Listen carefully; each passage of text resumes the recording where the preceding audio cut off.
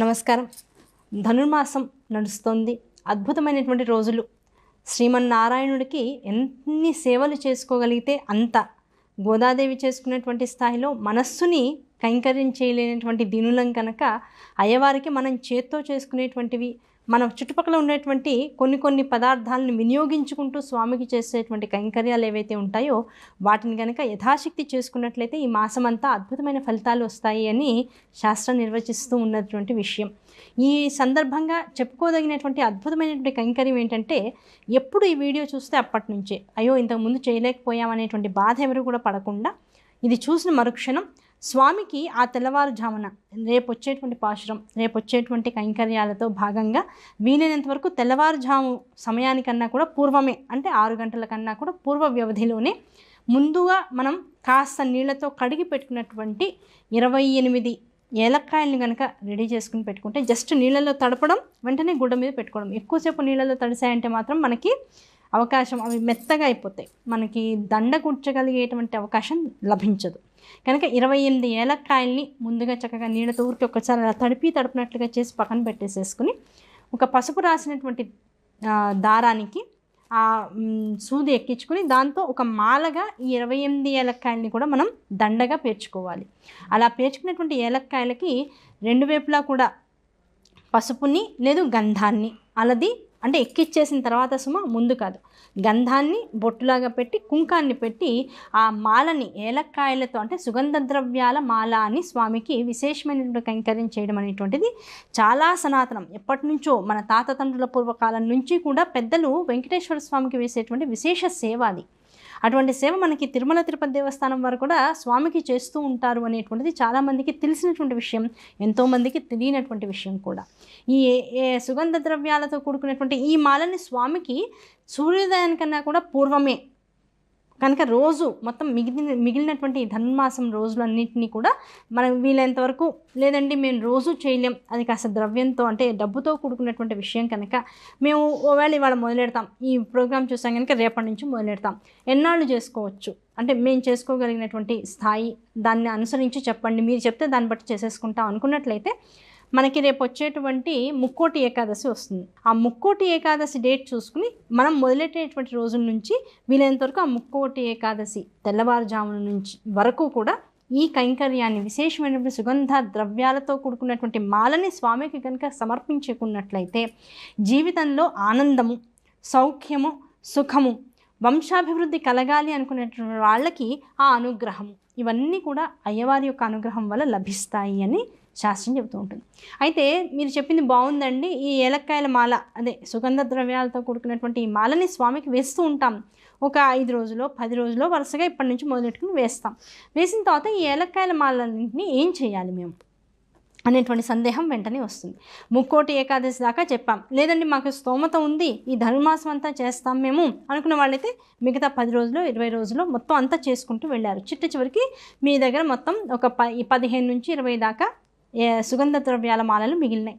ఈ మాలలని మీరు ఈ వ్రతం కంప్లీట్ చేసుకున్న తర్వాత ఒక శుభగడియన వీలైతే కనుక ఎన్ని మాలలు మిగిలాయో అంతమంది ముత్తైదులను ఇంటికి పిలుచుకుని, లేదు దంపతి పరంగా వస్తారు అనుకుంటే, లేదు మా ఇంట్లో ఏదో వివాహం ఉందండి, ఆ వివాహానికి ఎలాగో బంధువర్గం అంతా కూడా వస్తారు, వాళ్ళందరిలో ఇవ్వచ్చా, చక్కగా దంపతులు ఇద్దరిని కూడా కూర్చోపెట్టి, ఆ కూర్చోపెట్టిన వాళ్ళకి వీలైనంత వరకు బొట్టు పెట్టడం, గంధం రాయడం, కాళ్ళకి పసుపు రాయడం, వీలైతే పారాణి కూడా పెట్టడం, దాంతోపాటుగా శరీరానికి అత్తరు లాంటి సహజ సిద్ధమైనటువంటి ద్రవ్యాన్ని చక్కగా వేస్తూ ఉండడం. అత్తరు సహజ సిద్ధం కాదు, అత్తరు అని ఎందుకు చెప్తున్నారంటే అత్తరుతో సమానమైనటువంటి వాసన, సుగంధ ద్రవ్యాలని వాసనలు ఇచ్చేటువంటి వాటిని మనం జవ్వాది అంటాం. అది మనకి పౌడర్ లాగా దొరుకుతుంది.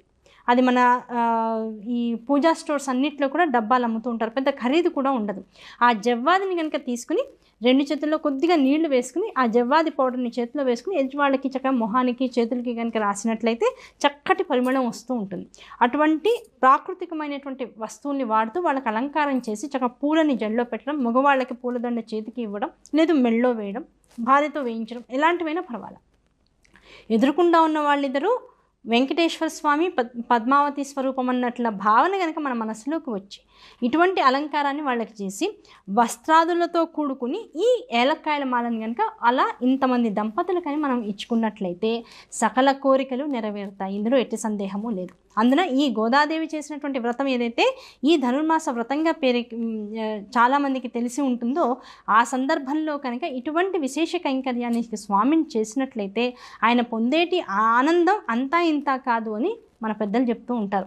అటువంటి ఆనందం మనకి జీవితంలో లభించాలి. అది ఎంత పరిమళాన్ని ఇస్తుందో, ఇప్పుడు ఏలక్కాయని నోట్లో వేసుకుంటే ఎంత సుగంధం, ఎంత ఆనందం కలుగుతుందో, ఎటువారికి మనం మాట్లాడుతూ కూడా ఉంటే ఎంత ఆహ్లాదభరితమైనటువంటి వాసనలు వాళ్ళ వైపుకు వెళ్తూ ఉంటాయో, అలాగే ఈ మాలని ఒక దంపతులకి దానం ఇచ్చుకోవడం ద్వారా మనకి అటువంటి ఆహ్లాదకరమైన పరిమళభరితమైన సువాసనతో కూడుకున్నటువంటి స్థితిగతులు మన జీవితంలో కూడా ఇన్వైట్ అవుతూ ఉంటాయి.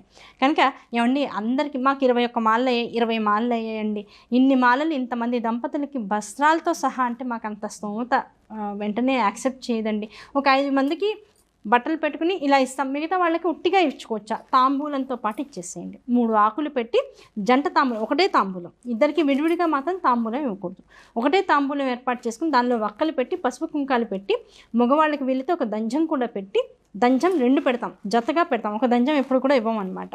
ఆ 2 దంజాలు అంటే వర్ణాశ్రమ ధర్మాన్ని బట్టి మీరు ఎటువంటి నియమాలు మీరు పాటిస్తూ ఉంటారో దాన్ని బట్టి ఇలా మగవాళ్ళకైతే ఇలా లేదు, మేము అవన్నీ అక్కర్లేదండి, పసుపు కుంకుమ దాంతోపాటు వక్కలు తాంబూలం 3 తమలపాకులు ఇలా పెట్టి మేము ఇవ్వచ్చా? చక్కగా ఇచ్చేసుకోండి. ఇంతమంది దంపతులు కానీ ఇచ్చుకుని చక్కగా వాళ్ళ కాళ్ళకి నమస్కారం చేసుకుని కనుక ఉన్నట్లయితే ఎంత పెద్ద ఇబ్బంది అయినా పడుతున్న వాళ్ళైతే తొలగిపోయేటువంటి అవకాశం ఉంటుంది. ఇబ్బందులు ఏం లేవండి, జీవితం ఇంకాస్త సౌఖ్యప్రదంగా ఆనందభరితంగా ఉంటే చాలు, మాకు మా పిల్లలకి నెమ్మదిగా వివాహాలు అవ్వాలి, లేదు వివాహాలు అయిపోయినాయి నెమ్మదిగా మాకు వంశోద్ధరణ కావాలి, ఇలాంటి కోరికలు మనసులో ఉన్నటువంటి వాళ్ళకైతే ఆ కోరికలు సుసంపన్నం అవుతాయి. ఏ కోరిక లేనటువంటి వాళ్ళకి జీవితం మొత్తం ఫలదాయకంగా, అంటే వాళ్ళు ఆధ్యాత్మిక దారిలో ఉంటే ఆ ప్రయత్నాలు చేస్తూ ఉంటే అందులో వృద్ధి చెందాలని ఆ ప్రయత్నాలు సఫలీకృతం అవుతూ ఉంటాయి. ఏ ప్రయత్నం మనిషి చేస్తూ ఉంటాడో అది ధార్మికమైనటువంటి మార్గంలో ఉన్నట్లయితే తప్పనిసరిగా సిద్ధిస్తూ ఉంటుంది. అద్భుతమైనటువంటి ప్రయోగం ఈ సుగంధ పరిమళాలతో కూడుకున్నటువంటి సుగంధ మాల కైంకర్యం చేయడం స్వామికి. ఆ మాలని పైగా ఇంతమంది దంపతులకని చక్కగా ఇచ్చుకుంటూ ఉండడం, అటువంటి వ్యవస్థ ఏర్పాటు చేసినటువంటి మన సనాతన ధర్మానికి నమస్కారాలు తెలియజేసుకుంటూ ఇటువంటి అద్భుతమైనటువంటి రీతుల్లో మనకు వచ్చేటువంటి కలి ప్రభావాలను నుంచి మనం ఎలా తప్పించుకోవాలనేటువంటి విషయాన్ని ఇంత తేలికమైనటువంటి విషయాల్లో మనకి విశదీకరించి ఇచ్చినటువంటి మన పెద్దలకు నమస్కరించుకుంటూ మన ద్వారా మన పిల్లలకు కూడా ఇలాంటి సంస్కృతి సంప్రదాయం దాంతోపాటు అనంతమైనటువంటి విశేష ఫలదాయకమైనటువంటి విషయాలు వాళ్ళకు కూడా నేర్పించాలనేటువంటి సదుద్దేశంతో ఇట్లాంటి వ్యవహారాలు మళ్ళీ మనం కూడా అవలంబిస్తూ ఉందాం. ఇటువంటి అలవాట్ల వల్ల మనం వచ్చేటువంటి భవిష్యత్తు, మనం చేసుకునే కర్మలకి సాక్షిభూతమైనటువంటి భూత భవిష్యత్తు వర్తమానము ఇవన్నీ కూడా సరైనటువంటి పంథాలు నడిచేటువంటి అవకాశం మనకు కలుగుతూ ఉంటుంది. అటువంటి అవకాశం ఇచ్చినటువంటి సనాతన ధర్మానికి, వాంగ్మయానికి, పెద్దలకు అందరికీ కూడా మనసా శిరసా నమస్కరిస్తూ ఇటువంటి విశేషాలు మరికొన్ని తెలుసుకునే ప్రయత్నం చేద్దాం. వచ్చే వీడియోలో మళ్ళీ కలుద్దాం. అంతవరకు నమస్కారం.